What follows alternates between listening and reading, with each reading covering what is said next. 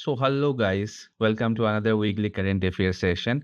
We're going to cover from 16th of August to 23rd of August. We have around 8 topics to cover. The first article is an editorial from the Hindu where the author is saying that because of the development of certain agreements in the West Asian region, particularly the MECA agreement, is India losing its position or control over the West Asian country? And also the article has highlighted about what strategy should India follow so that India keeps its position intact and head high in the West Asian region. The second is related to the Shanti Act. We know about the Shanti Act. It is an bill which was passed to encourage private players in development of nuclear energy sector. So here the news is related to a new rules which were drafted by the Department of Atomic Energy, wherein it was seen that the Russians were given an upper hand and they had significant advantage in developing India's nuclear sector, particularly the SMR, that is the small modular reactor. The third article is related to the KEG audit report on Green India mission, and KEG has given out this report saying that the problems related to the failure, not exactly failure, but not a better success of Green India mission. The fourth is the dispute between the two states of Karnataka and Goa on the river Mahadayi. The fifth is Namaste scheme related to manual scavenging and sewage workers. The sixth is Kaushal Manthan, which is related to development of India's skill in infrastructure and manufacturing. Particularly, this article also highlights about PM Setu. The seventh is a very important news related to your ethics and governance, which talks about that the Maharashtrian government has recently given out circulations and notice to various celebrities related to these ads which they have done, wherein they have surrogated the product, particularly related to the Bimal Pan Masala app. And the last one is the Satkosia Tiger Reserve, which is in the news for the displacement of villagers from their native place. And also it is very much in the news because this is the tiger reserve where the number or the population of tiger has gone down to zero. So let's begin with our first article, that is India is losing West Asia, but it is not too late. So the article is basically talking about the concern related to the agreements which were signed between the countries Saudi Arabia, Turkey, and Pakistan, particularly in this month. And we have covered this in our news, which is popularly called as the Mecca Joint Defense Agreement. So it is something which is similar to NATO, wherein all the three countries they will cooperate in terms of defense and development. An attack in one country will result into attack in all the countries. And Pakistan being in this agreement is a concern for India because yes, we can look forward with a different eye towards Pakistan because of the long historical conflict. But Saudi Arabia and Turkey becomes very important for us. So tomorrow, if something happens between India and Pakistan, so definitely India will have to, be answerable to the government of Saudi Arabia and Turkey. So balancing this becomes the utmost duty of the government, and also the balance should be in such a way that it does not deteriorate the relationship between Saudi Arabia and Turkey, particularly Saudi Arabia, because India has a very good relationship with Saudi Arabia and also does a lot of business with Saudi Arabia, does a lot of trade with Saudi Arabia.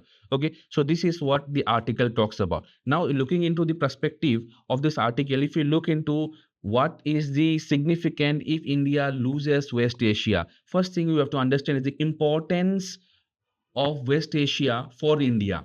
See, India does around 15.42% of global trade with the West Asian countries. India heavily relies on energy supplies from these West Asian countries, particularly Saudi Arabia, in terms of crude oil, LNGs, and etc. Then, if you talk about diaspora, India has around 10 million diaspora staying in these West Asian countries, and as does the diaspora number is very high, so definitely the remittance number will also be very very high. What do you mean by remittance? Remittance means when an Indian goes to a foreign country and works there, earns livelihood, he will definitely send some of his earning to India, to his family members, friend, or he'll invest in India.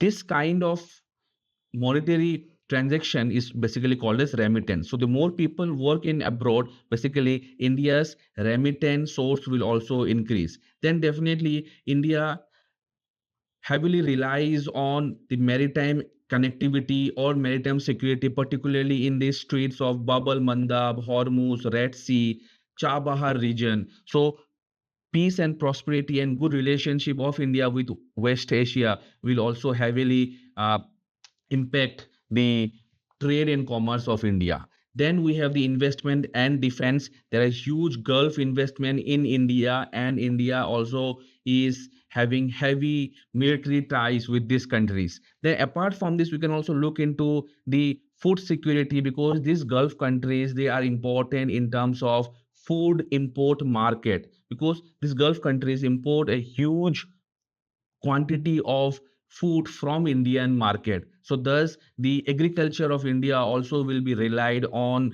the scenario of the West Asian countries.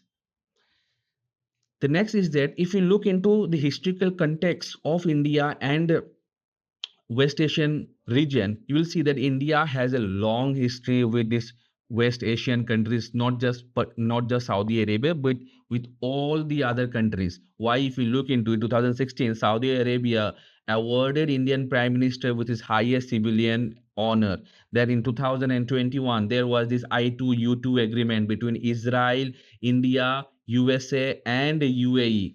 In 2024, Iran leased the Chabahar port to India for development and uses. And if you look into currently the region which is embroiled, I mean the West Asian region embroiled in conflict, due to this USA Israel tension, this definitely has affected a lot of economical development of India. So you see the relationship of India with West Asia has been there for a very very long period of time. And thus if you look into present day, the embroiled conflict between Israel and USA has created new challenges for India. In a similar way, if this West Asian countries are packed together and India loses its strategic importance in this West Asian countries, and there will be various challenges which will arise. Particularly, India will have the potentially risks of getting conflicted with Pakistan. And in such conflict, definitely the West Asian countries' pressure in Pakistan relies a lot. And if Pakistan and the West Asian countries they are together as one, then definitely India will have some problem. Like example, the Turkish support to Pakistan will basically complicate India's regional strategy. Okay, apart from this, we see that large numbers of diaspora which stays in the West Asian countries will also be affected because of deteriorating relationship or friendship between India and the West Asian countries. And largely the look west policy, though it is not that successful as it is supposed to be, but yet we are hopeful and we have not given up on our west east look west policy. We are more focused into look east policy or act east policy, but we have not given up. So the deteriorating relationship with West Asian countries will definitely impact the look west policy of India. Now, what should India do in such scenario, or what should be the way forward?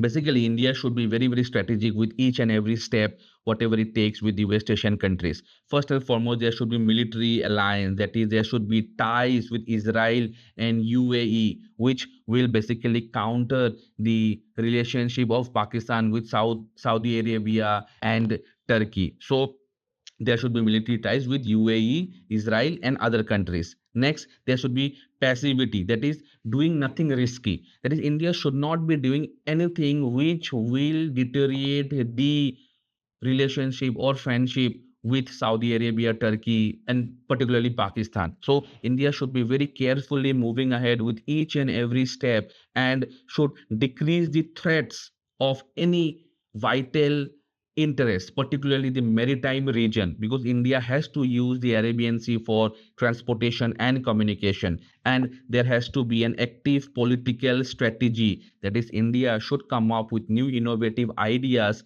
in rebuilding the trust with the Arabs and the Iran, because this will enhance the security of West Asia. So this should be some strategical options which India can opt, so that India keeps maintaining a good relationship with West Asia and it is not lost out of India's hand. A few recommendations which India can definitely look forward is basically India can appoint a special envoy. That is, there can be an official who will be designated for West Asia to consolidate interest and build trust with the West Asian countries, because definitely after the Mecca pact, the Saudi Arabia, Turkey, and Pakistan, they will have a lot of envoy or consolidate who will be in constant touch for redeveloping their defense mechanism for trade and commerce, connectivity, and etc. And we have also heard in the news that there were a lot of planes which flew off from Turkey and landed in Pakistan. Also, planes from China which flew and landed in Pakistan. And these planes they showed that they had some medical, facilities with them or medicines to supply to the Pakistani population or citizen. But there was also speculation that there was more transportation of missiles and spy planes or drones. So definitely, India has to have a designated special envoy who will cater the relationship and build trust with the West Asian countries. And there should be military engagement with these countries, such as exchange of military programs, invite them to our country, or we um, go to their country for military exercises and also military participation. Basically, a balanced approach is necessary for India, and also a proactive. It is not just an active but proactive. As such, India should always be prepared and ready for any upcoming or future events or threat. So India should maintain a balanced approach along with a proactive mindset.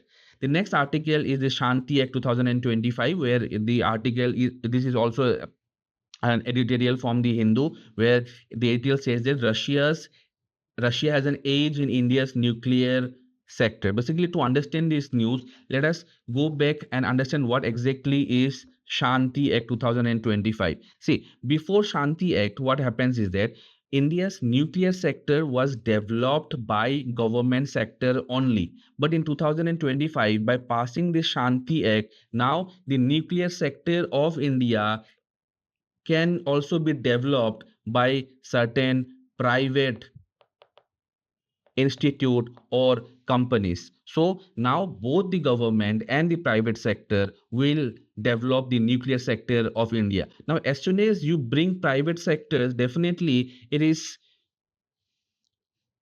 very much true that there will be more foreign companies entering into India's market and improving the nuclear sector. It is not just the Indian companies, but definitely the foreign companies also.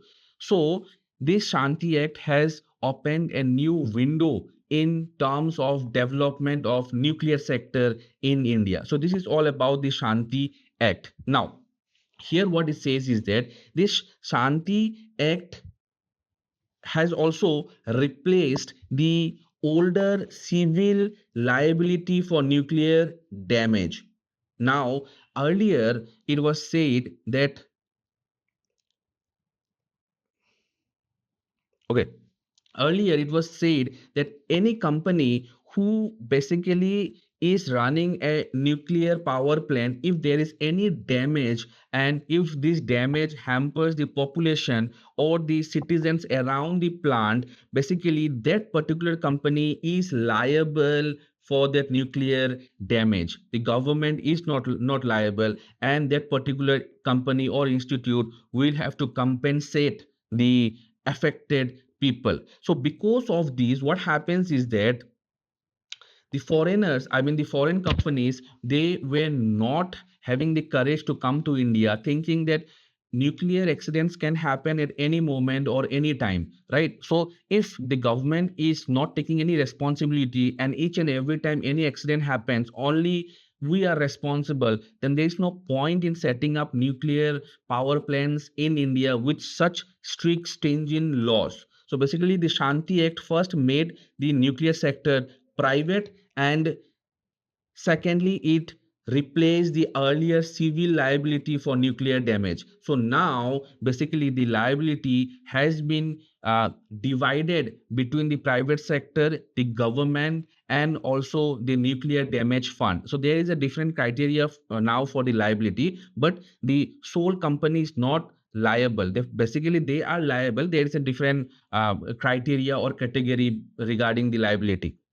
Anyways, so now what is in the news? The news is basically talking about the new rules which were drafted by the Department of Atomic Energy, which has given Russia a good advantage in development of a small modular reactor. Now, what is the small modular reactor? We are going to look into it. Now, if you look into this image here, though India has given a percentage to private sectors for development of nuclear power plants or nuclear sector, but India is given only 49%. Okay, the rest will be an FDI of joint venture. And also if you look into, India has not given away the complete control of the nuclear sector. That is, power generation can be done by private sectors or foreign companies. They could develop small modular reactors. And what is the small modular reactors? We're going to look into it. And this is the one which is in the news, which is in the news, and the article talks about the small modular reactor.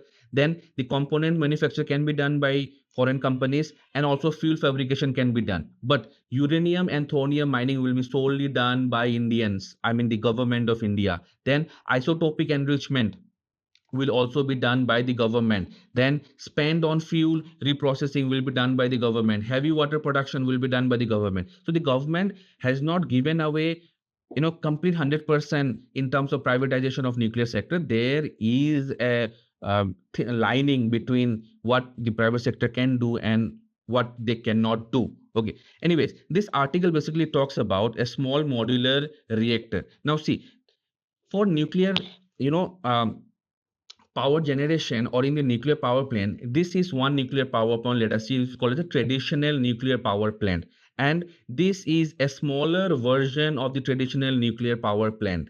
Now this will require a larger area, this will require a longer time for construction, okay, and also will require heavy capital. But on the other hand, this small modular reactor will require smaller area, will require lesser time to develop, and also will require small or lower capital compared to this larger one. So definitely at this stage where India is just has invited the private sectors or the foreign companies for setting up their nuclear power plants in India, and also India is growing at a very very stagnant rate, at which India is not so advanced with nuclear uh, plants. So India will prefer this small modular reactor. Though India has this traditional gigawatt reactor, but for faster and quicker production of energy, India will prefer this small modular reactor. Now, this is what the article talks about SMR. And now, why did article refer it to Russia getting the advantage in terms of the small reactor? Because in the world, it is only Russia and China who have this who has developed or has this small modular reactor. And thus we know with Russia we had a long history or historical relationship wherein Russia helped us develop a lot of industries in India. So definitely Russia will definitely get an edge when it comes to the contract given for the supply of small modular reactor. So this is what the article talks about. Now here the small modular reactor becomes very, very important. And why the small modular reactors are important? First thing is it perfectly suits the remote region. That is, you do not have to carry bulky construction materials to remote location, because generally these nuclear power plants are located in a remote location. They're away from areas where there is high density of settlements, because there could be an incident of disaster, nuclear disaster. So definitely they are located in the remote location, and transportation of such construction materials can be easier. Next, they provide excellent steady power solution, because the traditional giga reactor takes time, takes a lot of energy, I mean human resource and also management, to manage the entire power plant. But the small reactor, I mean modular reactor, will comparatively take less human resource, less management, and etc. So basically it will also be it will also produce a steady power solution. Next, it is smaller and modular and built in factory and easily transported, which you have already discussed. Also, it will save time and money.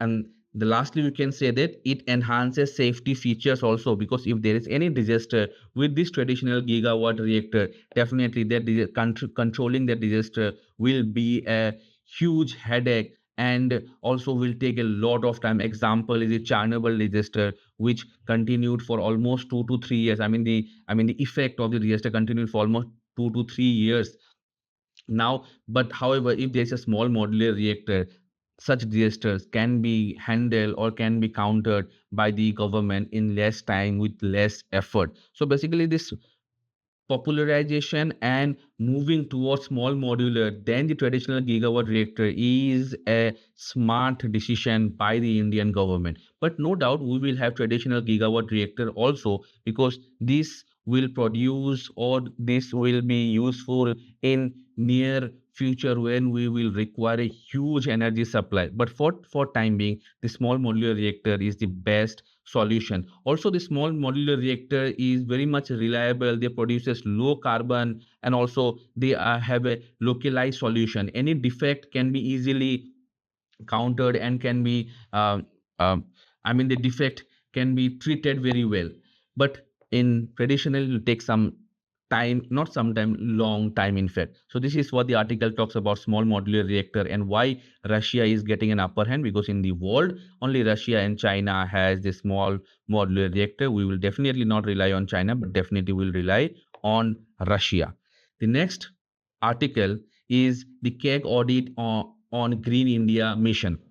Okay, this article talks about that recently the CAG has given an audit, and it has said that there are major shortcomings in the implementation of Green India mission. Basically, CAG has pointed out on various flaws whichever happened on the implementation of Green India mission. Now, what is this Green India mission?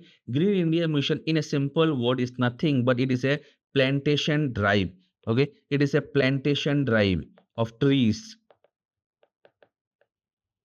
plantation drive of trees. So basically, India was supposed to plant trees from the period of 2015-16 to 2024-25, and India had targeted for plantation. And recently, and because of this, you might have seen a lot of like Ek Peड़ Maa Ke Naam in Gujarat. Then you will find Briksha Utsav, Mahabriksha Utsav, and also you will see in the local regions where the women have participated in plantation of samplings, or the government is distributing samplings. So just to make this program a success. But in recent audit, CAG has said that the implementation of this Green India mission had a lot of flaws and there were a lot of shortcomings. Like in this report, they have pointed out that the target up till 2025 to plant trees was 1.4 million hectare. But how much did you achieve? Only 0.11 million hectare. Okay, and the shortfall was by 1.29 million hectare. So this is not just a minor mistake, it is a blunder. 91% shortfall. So out of 100% we have only achieved 9% in all these 10 years. So it's a blunder done by the authorities of Green India Mission. Next, the increase of forest cover also, the target was 1.4 million hectare, but how much have we achieved? We have only achieved 0.03%. Here, the shortfall is by 97%.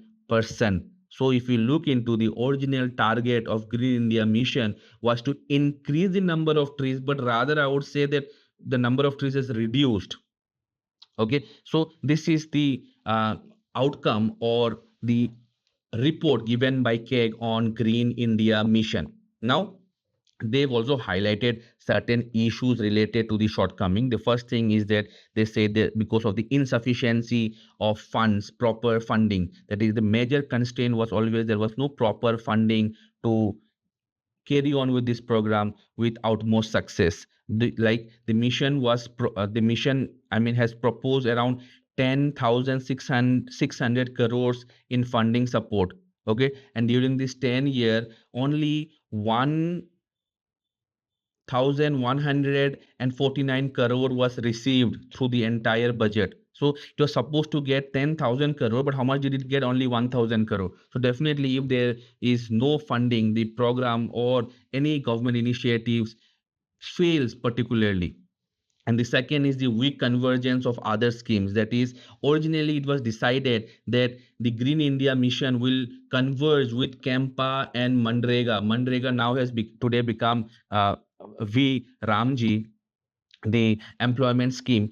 They plan to converge it with Kempa and Mandrega or V Ramji, but it did not happen. And what is this Kempa? Kempa is that program which is basically uh, for plantation or afforestation, where if a company is cutting down trees for developmental purpose, the company will have to pay a certain sum of money in the form of Kempa, and Kempa will then continue and use that money in afforestation drive throughout the world. So this is what Kempa. So the Green India Mission was supposed to converge with this, but it did not happen. Now, what is this Green India movement? All we are talking about, basically, we see it is not something only related to plantation of trees, but Green India movement is a larger holistic program where it talks about the growth of India in a greener way. Okay, so it was launched in 2020, 2014, and it is one of the 8 mission under the NAPCC, that is National Action Plan on Climate Change. So India has taken 8 initiatives to counter the climate change. Okay, I mean the nationally determined climate change, and out of this 8, one is your GIM, that is Green India Mission. Now, what are these 8? Now, for this, just see, the first one is to develop solar. Okay, the first one is for solar.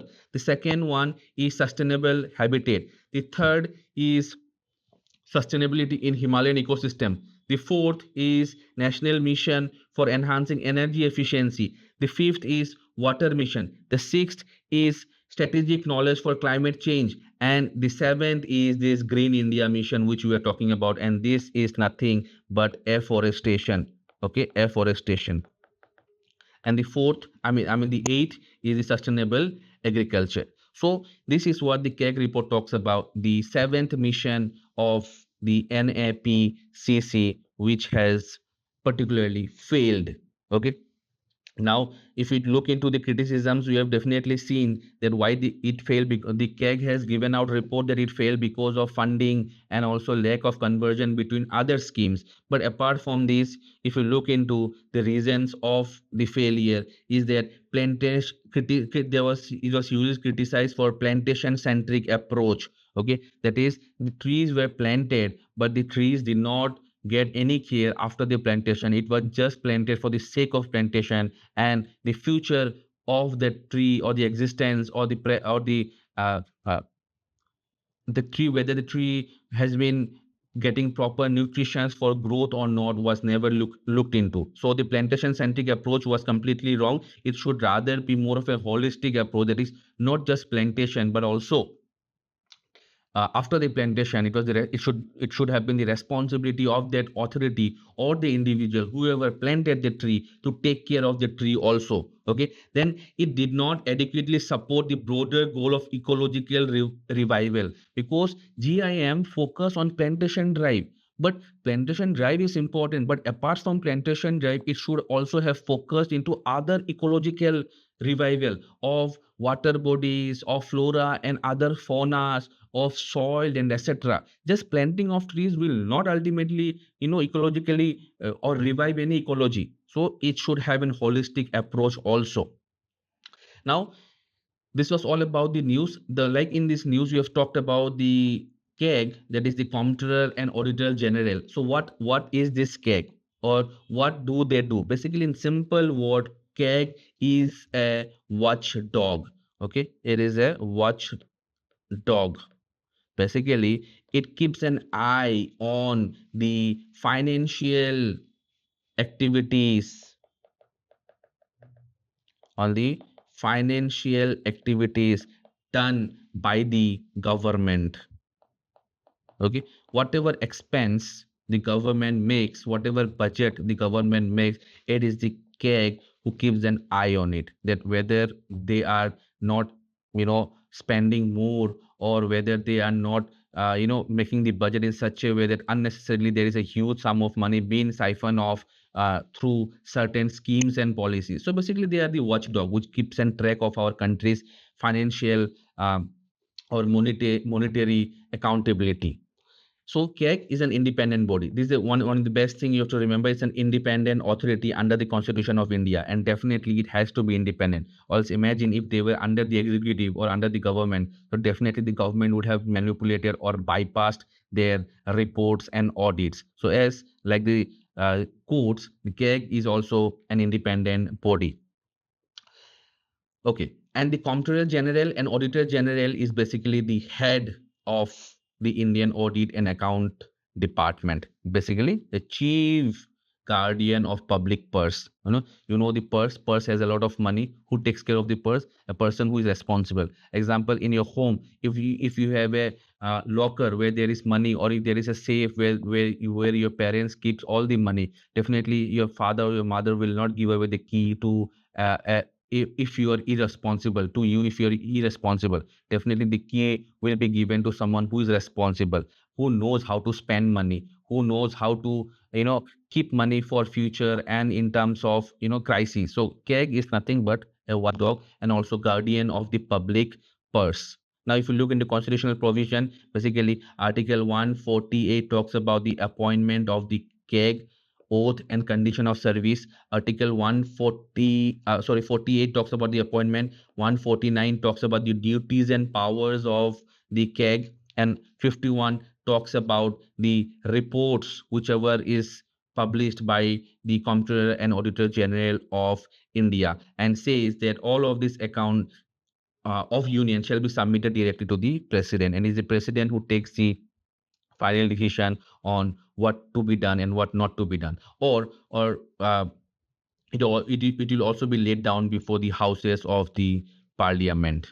So this is all about our cake. Just a little bit we have diverted from the news because the news was more on Green India mission. The next article is Mahadayi River, or it is also called as the Mandovi River. Now this river it largely flows in Goa. This is the Goa region, and it falls into the Arabian Sea at this place. And here you will find that there is the capital of Goa, that is the Panjim. So you can remember these, that Panjim is located on the bank of the river Mahadayi or Mandovi River. See, Goa usually does not have many rivers as such. Okay, this is one popular river of Goa, and it is also, you can also consider this as one lifeline of Goa.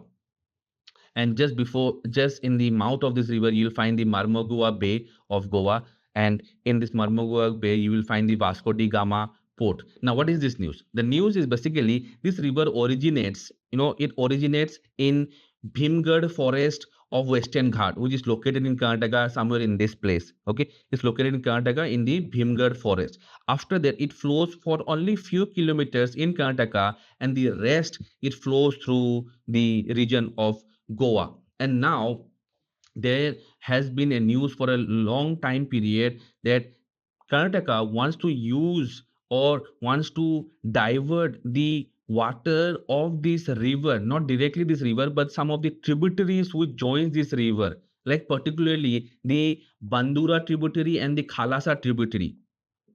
They wanted to divert the water for drinking purpose. But Goa was not satisfied with this, because the Goa government thought if there is a diversion of water from the tributaries, definitely the main river will not get any water. But why it is in the news? It is in the news because till now there has been no proposal before the union government from Karnataka seeking environmental clearance for the diversion project. Okay, and this is a concern for both the Goa government and also the union government, that why has there been no proposal for the environmental clearance, because without environmental clearance the Karnataka government cannot do any kind of construction or divert the water, because there has to be some environmental clearance also, because if you build a canal for diverting of water, you have to cut down a lot of trees, and you have to cut down a lot of uh, hills on your path. So you need environmental clearance. So this is all about the news. Now getting back to the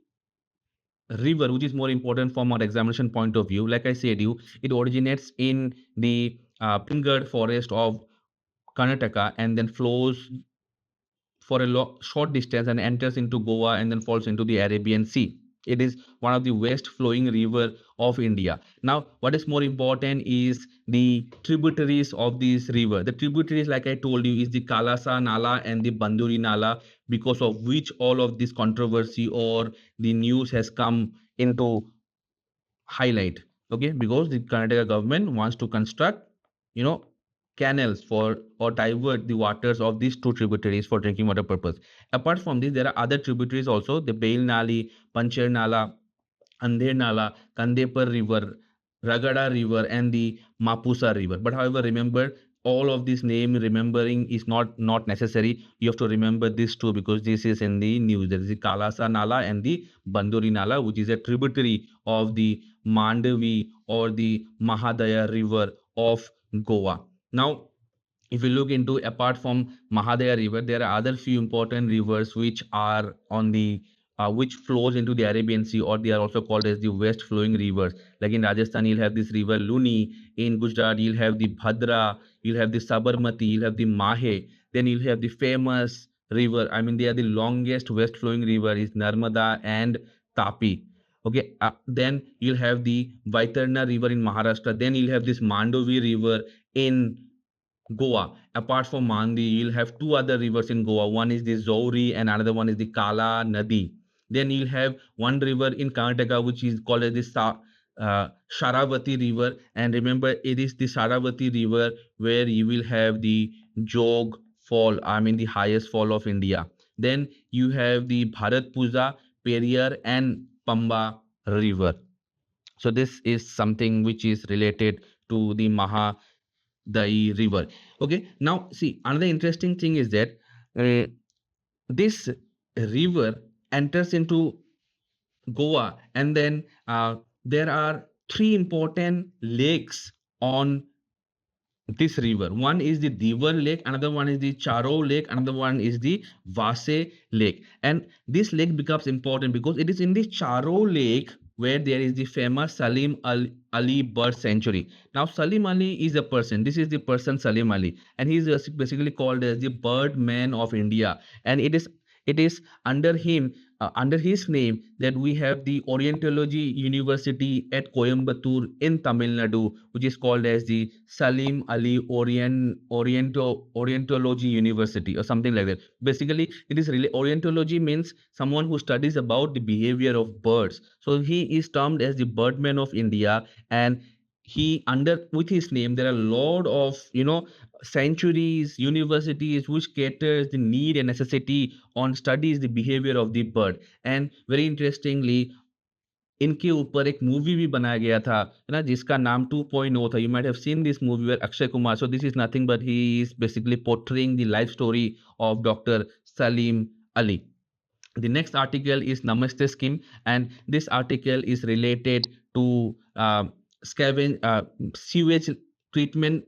I mean sewage labors and septic tank death. Now, what is this article? See, Namaste scheme. Earlier, India did not have any scheme related to the sewage worker or the manual scavenging labors, such as this person. So, India in 2023 basically launched this program called Namaste scheme, and this scheme was basically a human-centric scheme to eliminate any kind of hazardous manual scavenging and sewer and septic tank. That is, it should be automatic, it should be mechanical, and no human being will be used for cleaning the septic tanks, because there's a huge large numbers of death related to manual scavenging and septic tank or sewer tank, because there's a toxic gases. There was also incidents of uh, dying due to suffocations and etc.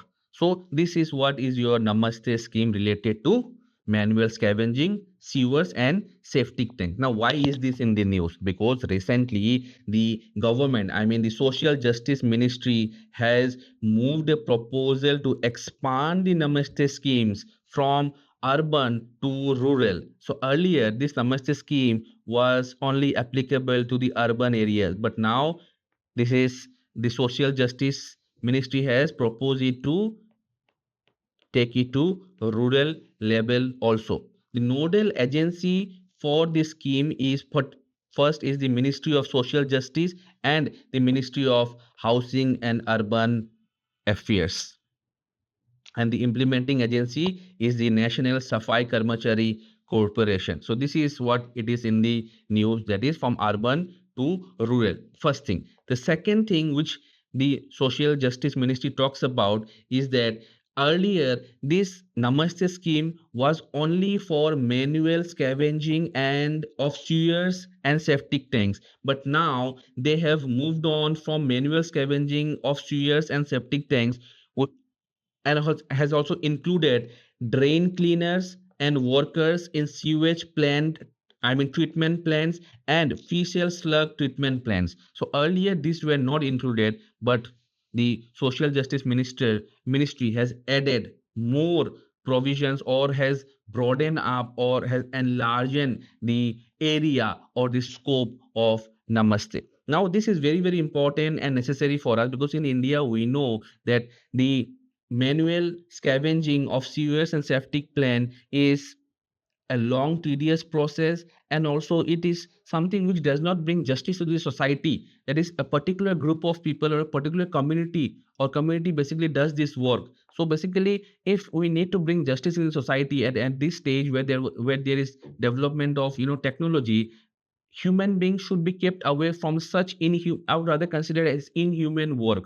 There should be more modernization and mechanization, and thus government has released this Namaste scheme. So remember the name Namaste scheme. The objective, like I told you, is to reduce fatality in manual scavenging of septic and sewer tanks, then 100% mechanization in cleaning, then digital profiling wherein the workers will be identified and will have register their name in certain portals. Then there will be health protection where the workers will be provided with free personal protective equipment, that is PPE kits, and also will get health insurance under Ayushman Bharat, that is PMJAY.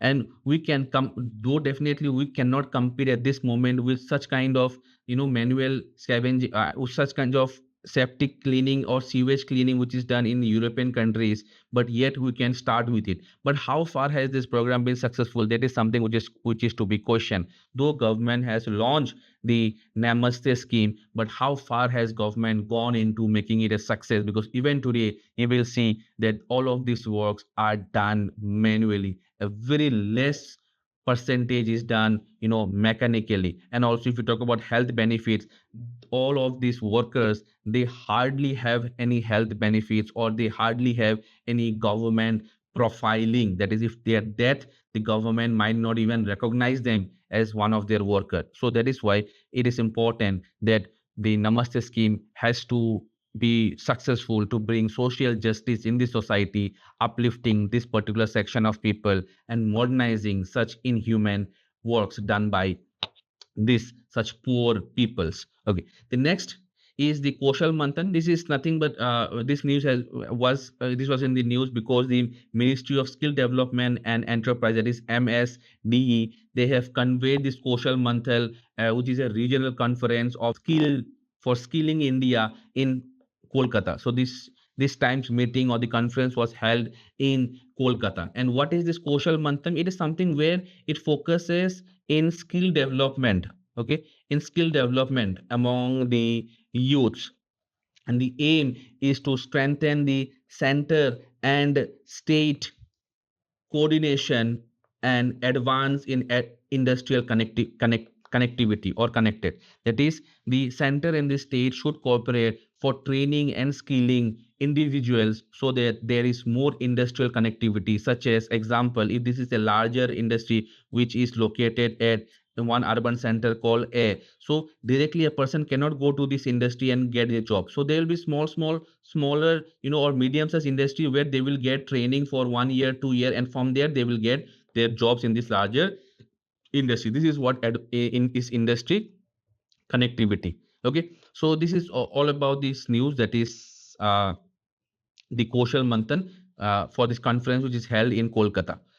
Now, this has been related to PM Setu or international skilling. Now, PM Setu is one initiative by the central government, which is a completely center-sponsored schemes under the MSDE for skill development. The objective, like I already mentioned, is that modernization of ITI ecosystem and strengthening vocational training. That is, in the small interior remote locations in villages or districts or areas, the government will initiate certain vocational training and will modernize the ITI ecosystem so that later on you can be eligible to opt for better job and better skill in higher hubs. So this is what PM Setu scheme is, to connect the hubs. This is one spoke. It's called a spoke. And spokes are what? These are smaller industries or smaller vocational training centers or ITIs where the individuals will be trained and then they will be selected or they will be taken as apprentices or interns in higher or larger companies. Okay, so it covers around 1000 government IIT across India. So remember, PM Setu is in one way other way of developing the ITI in India. Okay, for skill, and also it focuses in international where there is exchange of program. So it covers around 1000 government IIT across India, and the model is hub and spoke. This is what the model is, hub and spoke, which you have already explained. And there will be 200 ITI hubs out of, and it will be linked with 800 spoke ITIs, and these spoke ITIs are nothing but smaller version of the ITI. Okay, and also there will be international skilling programs such as India has launched around 600 OBC youths from Madhya Pradesh will get the opportunities to go to Japan and Germany and learn the skills, and then they'll get back to India and apply the skill in manufacturing ecosystem of India. And this has also been done with Assam, where more than 400 youths were taken to Japan, and all of it happened under the PM Setu. So basically we can say, so it is one way wherein government is initiating to develop the skills of India for betterment of India in future achieving Viksit Bharat. And in all of it, this Kaushal Manthan is the annual or regional, so no, not annual, it's a regional conference which happens every year for discussion and for enhancing all of the criterias of such program, skill development program in India. And this year it happened in Kolkata. The next article is a very interesting article which talks about the surrogate advertising. Okay, So the FDA, that is the Food and Drug Association of Maharashtra, has issued a notice for Vimal Ilaichi ad, where they have issued notice to celebrities like Ajay Devgan, Shah Rukh Khan, and etc. for misguiding or misleading people with their ads. Now, this is related to something surrogated advertisement. Okay, basically the notice was for Vimal Ilaichi, telling that you are basically not selling or promoting Vimal Ilaichi. You are basically promoting a pan masala, which is injurious to health. You are promoting pan masala in the name of Vimal Ilaichi.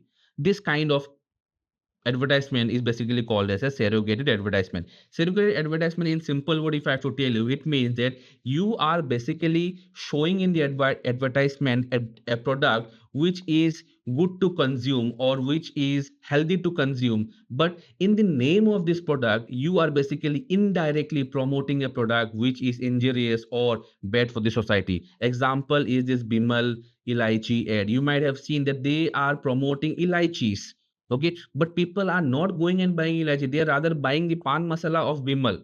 In the same way, you will see the Rohit Sharma is promoting Royal Stage water bottles. Okay, Royal Challengers water bottle, you might have seen in the IPL, Kingfisher water bottle or soda bottle, but actually they are basically promoting the beer or the alcohol company. So this kind of ad is called as a surrogated ad. Now, why these companies does this? Because they cannot directly promote an alcohol, they cannot directly promote pan masala, they cannot directly promote cigarette or any harmful toxic substance directly in the television. So what do? They bypass these ad bans, because there is no ban on advertising elaichi. Okay, so they will bypass it with elaichi. Then definitely this brand which you see Bimal will directly bring one thing to your mind, that it is an pan masala ad. When you hear the name Kingfisher, definitely the you'll have an image of alcohol or beer in your mind. So basically the companies does it to recall brands, or it's called as brand recalling, that each and every time it pops up in front of you, you recall about its name and it sticks to your brain. And one day when you go to a shop and you see anything related to the name of Kingfisher, you tend to buy it. But if you look deeply into the society, you will see that the Kingfisher promotes water bottle, but you will not find any water bottle which is labeled as Kingfisher in any place or any shop or any shopping mall. Hardly, you will hardly find. Okay, same thing, Royal Stage or any other alcohol producing, I mean, alcohol companies, they have the soda bottles of their own companies, but you will hardly find them. What you will find is the alcohol or the beer or the other product. Second, and the third, sorry, not the second, the third is that it helps in reaching the youth, because when you take this such celebrities, when you take cricket stars, when you take musicians, when you take a popular figure of the country, definitely the youth tends to follow them. The youth tends to like their products, and the youth also tends to buy it. So this is what is called as a surrogatic advertisement. Now, this definitely has a lot of concern and social impact, because these activities will basically misguide or mislead the youth of today. And we have seen that how the youths are getting misled because of such surrogated ad, and it will encourage harmful habits in the society. Okay, it will basically, a time will come when it will normalize the product. That is, even a time might come when if people are drinking this alcohol or doing such activities which their favorites cricketers or superstars are doing, tomorrow they will justify that he is my idol and he drinks it, so thus I am also drinking it. He eats it, so I am also eating it. So basically the FDA has given strict notice in to the celebrities and superstars for promoting such advertisement, and has asked for a show cause notice within 30 days, wherein they have to give their reasons of doing such advertisement. And also they were given notice to remove such ads from the platforms, and also uh, disclose whatever contracts were signed between the companies and the celebrities. So the government of Maharashtra is basically taking a huge action on such surrogated ad, because this is going to spoil the generation. Okay, and the influencers or the celebrities also should be very very responsible in terms of any kind of endorsement, because their actions has a huge repercussion in the society. So this is all about surrogated aid. Now, if you talk about legal framework in India, we have certain legal regulations for surrogated aid, such as the Consumer Protection Act of 2019, which basically prohibits surrogated ad or indirect advertisement. But yes, they are also being bypassed. Because then you have the COTPA and cable rule, cable TV rules, which basically bans any promotion of tobacco and alcohol in television. So like I said, they do not promote alcohol or tobacco, but they are basically bypassing or they are surrogating the act. Then you have the FSS Act, which penalizes on misleading the food advertisement of any product in the television. And for all of these, we need to strengthen our law. We need to have a clear definition of what exactly you cannot advertise in television. Then there should be a proper regulation of celebrities and such superstars in terms of their endorsements. That is, they should not be endorsed. There should be a moral responsibility. Along with it, there also should be certain administrative legalization or administrative rules and regulation for endorsing any products by the superstars and influencers. And also mainly there should be public awareness among the society or in the society, wherein people should be wise enough to choose what is right and what is wrong for themselves.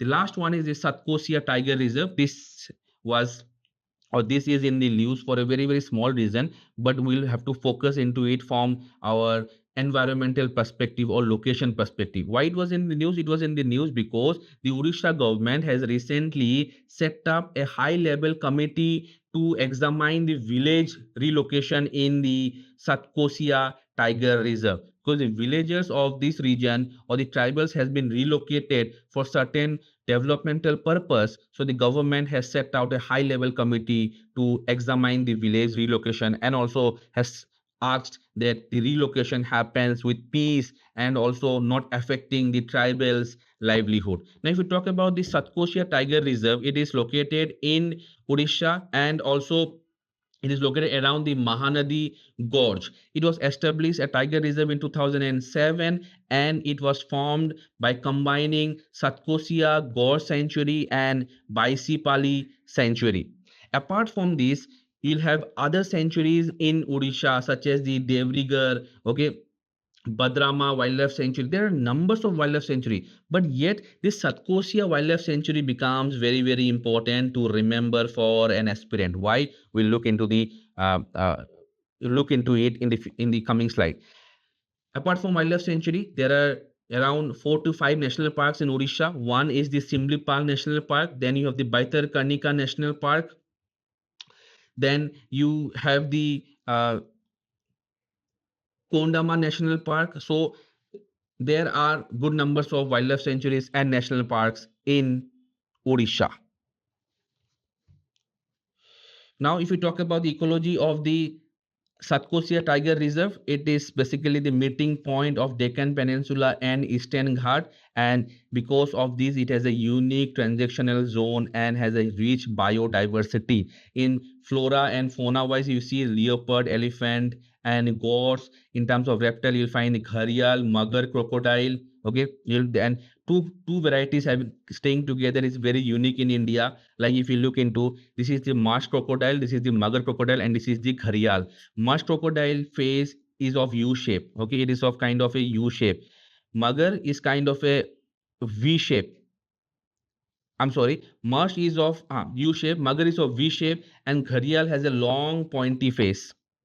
Okay, so this is the difference between all of these three. If we talk about the habitat, marsh, they stay in fresh water. Mugger, they stay in fresh water as well as salt water. And the gharial, they basically stays in sandbanks and deep pools. Now, if you talk about the distribution, this is found almost in all various region of India. I mean, the central part and the southern part definitely will not find in the northern region. But if you come down from the Deccan Plateau region, you'll find it all in almost all the state. Same, the mugger is also found in almost all the states. But the gharial is important because this is predominantly found in Uttar Pradesh, particularly in the Chambal region. There is a river, Chambal River. You'll find gharials, and also you'll find it in Madhya Pradesh and Rajasthan. So only three places: Uttar Pradesh, Madhya Pradesh, and Rajasthan. Now, why this wildlife remains in the news? It is because it had 12 tigers in 2007, and it has dropped down to single tiger in 2018 and 19, and today, as per 2022 census, it has no tigers, so zero tigers. So this is one of the concern of the Satkosia Tiger Reserve, where in other reserves, because of tiger projects or tiger reserve, that the population of tiger is increasing, but here it has decreased to such an extent that there is nil tiger under the tiger project. And if you look into the tigers today, there are 3,682 tigers in India as of 2022 survey, out of which Madhya Pradesh is the state which has the highest number of tigers. Okay, and the population of tiger has also significantly increased since 2006, from 1411 to 3682 in 2022. So my dear, that's all for today. I hope you like this session. We had a different way of interacting today. However, please feel free to comment, like our video, and also subscribe to our YouTube channel. So till then, take care of yourself and goodbye.